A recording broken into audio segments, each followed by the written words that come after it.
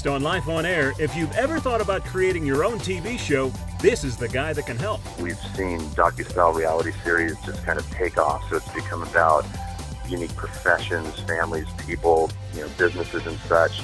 Founder of TV Writers Vault, Scott Manville shares his expertise on creating and pitching concepts to the network big dogs.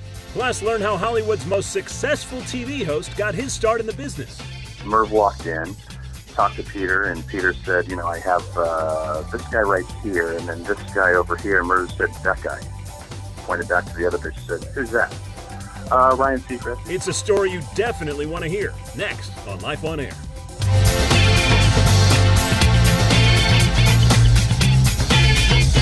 Hey everybody, welcome to Life on Air. This is Tim Tialdo, and you have reached the podcast for the TV hosting industry. My job, of course, is to connect you with the experts in the industry so you can kind of learn everything about the industry from all different sides so you can become the best host you can be.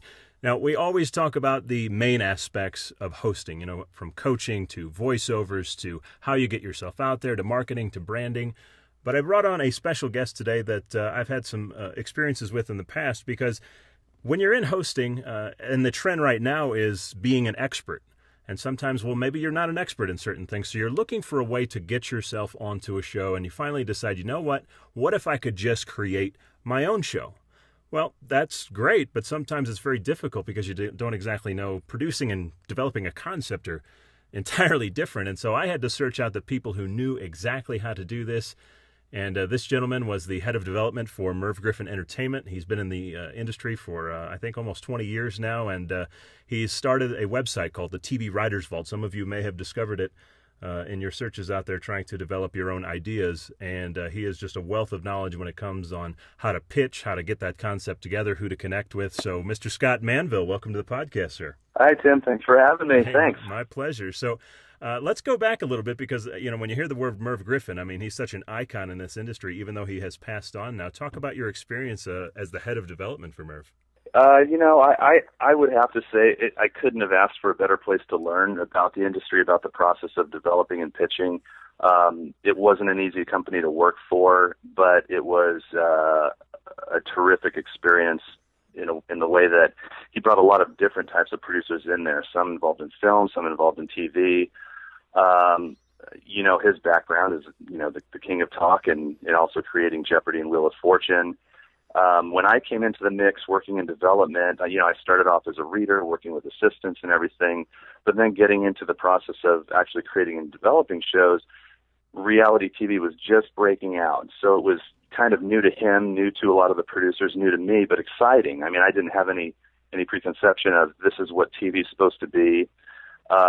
So it was fun having that format, having that free reign. And as you know from creating and developing projects, it opens a whole world up to you, especially if you're an on-air talent. You love getting out there, delivering a show for people. There's a lot of creative minds, and Merv, he was one of the great ones in his time. But I could also see that the thought process and approaching concepts and formats was changing, and he was very excited about that. I think it was a big change for him. When you look at what a game show should be, for decades and decades, it was just 3 podiums, general knowledge questions, and then the most, exciting random thing would be like a lightning round.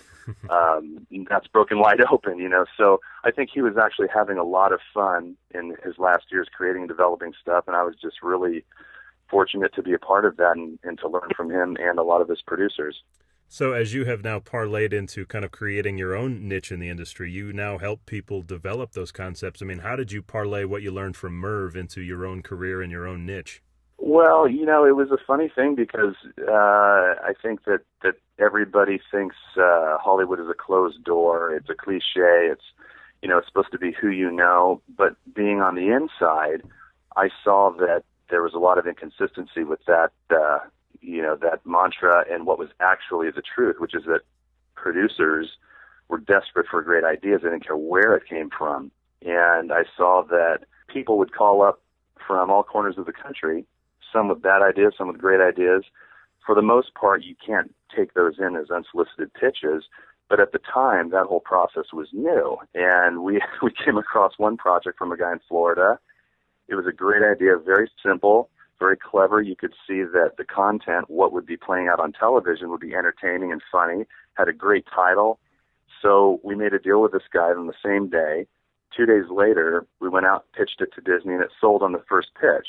Wow. That told me that there's a lot of opportunity, and the industry needed something, some kind of centralized platform that protected the producer reviewing material and the person pitching their formats and projects, for discovering new things. It nothing existed at the time, but I think it was begging for it, and so I dove off the deep end, got into developing a website and kind of learning as I went, but as it's turned out, it's been a good thing, and have some shows on the air, and a lot of people connecting with producers. Well, let's talk a little bit about the TV's Writers Vault, because this is your baby, and I know that's how I found you. I was looking to develop my own concept. I'd come up with an idea. I had no idea how to get it going, how to get it out there, how to get it to the right people, and I kept coming across your name. So kind of talk about how you developed that whole platform. Well, I think the first thing was I had no background in programming, websites. The internet was relatively new at the time that I first started in the industry, so I was just learning about the internet, and it was very archaic when it first started out. Very simple website, had the release forms, had a handful of people that agreed to search for material, and just bit by bit developed it, would hire programmers to improve the functionality for the user experiences on both sides, the way that the producer, the executive search for material, can refine searches to find something that's close to what they want or, in the genre that they're looking for, but also for the writers and creators in pitching projects. We've seen docu-style reality series just kind of take off, so it's become about unique professions, families, people, businesses and such. And so we have a lot of people that need functionality and registration forms where they can upload pictures, upload links to videos and things like that. So being at the center of developing concepts and helping people get them out there in this industry, it's not it's not uncommon for you to run across somebody that says, I have got the idea. I know this thing is going to be huge. And I'm sure you hear that all the time. So what are some tips that you can give to people that, we all have great ideas, but what's the best way to kind of get started with that idea so it has the ability to possibly become something? Well, having passion about your idea is great. You've got to have that to help it go the distance. I think if there's something where people often get hung up on creating a concept and it can't go the distance because they haven't truly looked at it for what it is on the air that's happening. When people write pitches, a lot of times they get hung up talking about why the idea works or why the subject is great, and it's a lot of theory, but producers want to read what we're actually watching. So the idea that may be great in theory, but in reality, it may not be so great. So what I would say is really try and find a moment of clarity to picture in your mind, to write and rewrite, to try and see what we're actually going to be watching unfold in the show. I think that's a golden rule for writers creating formats, and it often solves a lot of problems, but the whole process is problem solving, and so you really have to challenge yourself with being truthful about what it is that we're actually watching, if it's entertaining, if it's compelling to watch. Now, listening to you say that, and I remember when I first contacted you, if I heard you say that then, I would have thought, gosh, I could write a Bible.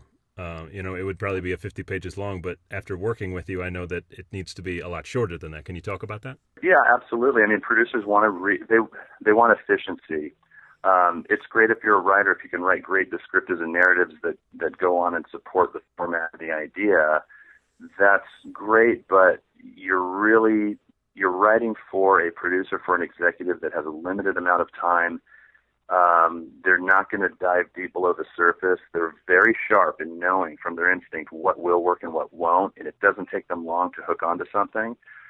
So, efficiency is better. 3 or 4 pages is long enough. You want to hit the beats of what the show's about, how it's set up, what we're watching, immediately get into that, and move it along quickly. If it gets bogged down in one rule is if you can tell it in a paragraph, try to tell it in a sentence.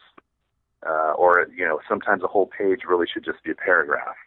So constantly try and refine, condense to have impact and to move forward to the next point. They don't want to spend a lot of time reading. If they get it, they don't want to keep reading another 3 paragraphs on something that they've already agreed to in their mind and bought into. So you want to keep them moving fast. Now, building off that same point, when you're seeking out, I guess, a production company to pick up your work or to maybe sign you to a deal, I was always looking at companies at the end of television shows. I would watch like a Dirty Jobs or an Extreme Makeover Home Edition and say, who's the production company that's producing this because I like the way they do what they do? Is that a good way to go about it, or should you just kind of throw it out there in the pool and see who comes? Well, it's always great to kind of build a strategy and know who you're going after. The TV Writers Vault has a ton of great companies that produce for all the cable networks and networks, so it's good to have it out there on the market to see who connects with it. But you've got to strategize for yourself. If there are specific companies that produce that type of show for that network, search them out. Maybe they have a development executive that will take a pitch. Most of them don't take unsolicited pitches. Some of them make you sign a release form, but you've got to pursue it. The TV Writers Vault, it's just one strategy in what any writer or creator should have in an arsenal of attacks on the industry to try and get the material out. You're very proactive. You always have been. It is a contact sport, so it's fun. Sometimes it only takes one great connection to build momentum to get a show going, but it has to be the right one. And so it makes sense that in addition to using a service like TVWritersVault.com, you do a little research, you find out who's producing that type of show for that network, and search them out. You never know. You might get someone who, like I experienced working for companies, that's just looking for a great idea, and they're the ones who can produce it.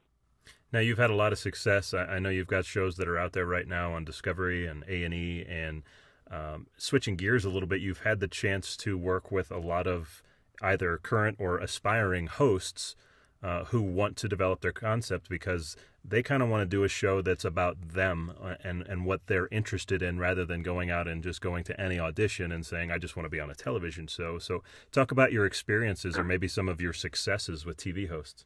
They're an interesting breed. You're one of them.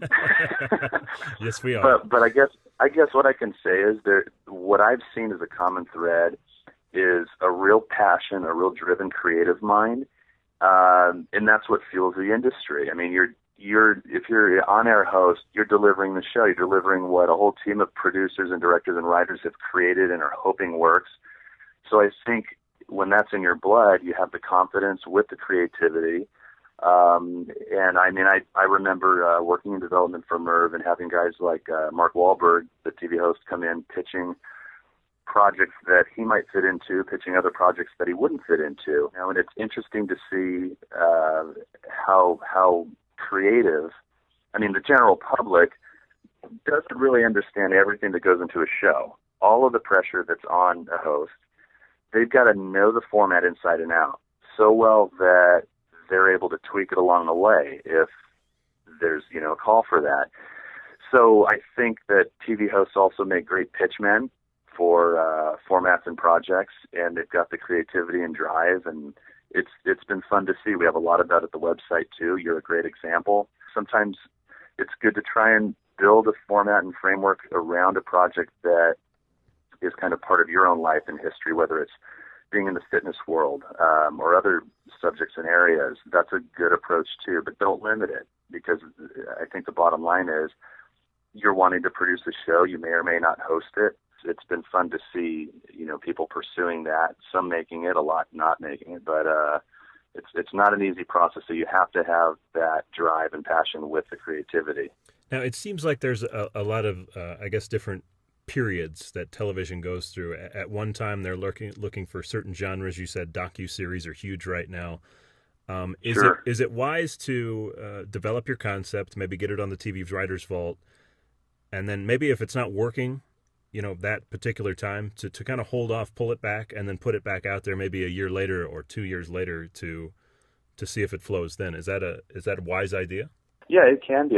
There's always an ebb and flow in terms of subjects and formats that work for producers. Mandates are always changing. So you can be ahead of the time with one idea that just doesn't work, but a couple years down the road, all of a sudden TV's changed, producers are looking for that subject, and then it can work. So, but also, if you've had that time go by, always dive in again to try and rework it because you've got more experience, your perspective is sharper, more scrutinizing, hopefully a little more clarity on why things can work.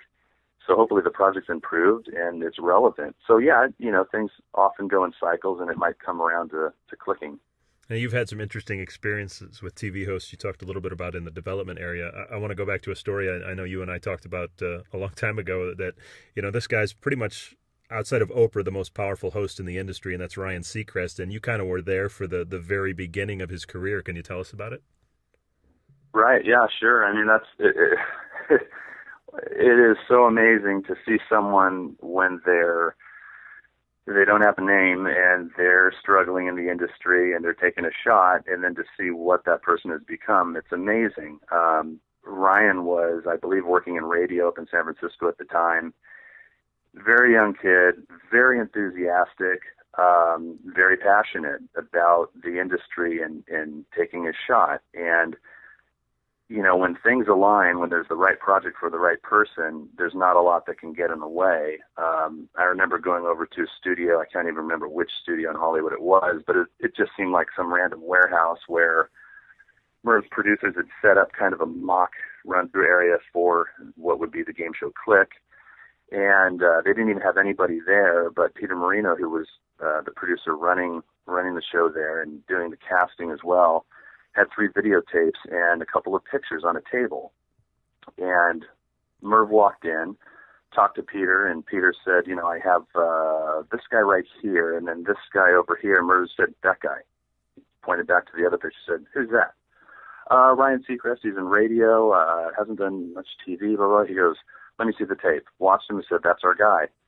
I mean, it was that quick, that fast. And then Ryan was in there doing run-throughs, and it was really cool. I mean, I think it was the right kind of project for him because he was very over the top, very energetic, very athletic, jumping around the stage. It was a game show for young teens, and they wanted craziness, a lot of high energy. So he delivered that, and he was just right. Who would know he'd go on to doing what he's doing and producing and everything. So it's pretty cool to see what can happen for some people, and I think he's probably happy he took that audition. Yeah, and from what I know, just listening to some of his interviews, I think Merv really went on to mentor him and teach him about the business of television hosting, which is why he has become so lucrative. Yeah, and I think Merv had an interesting way of communicating certain things. He never seemed to be a very controlling person in the way of, this has to be this and that has to be that, and you've got to do this, you've got to be that. He'd have a certain way of saying, you don't have to do all that, or, people really care about this, or this is what this is really about. It was more about setting the thought process in a certain direction. Maybe some of it would work. Like I said, the landscape of TV was changing, but I think, and I could never speak for Ryan, but I would imagine that it helped him to have that foundation of perspective from someone like Merv, who really started it all. Well, it's always a fascinating story to hear about somebody like Ryan and how their career started, and the fact that you were there to be a part of it is really interesting.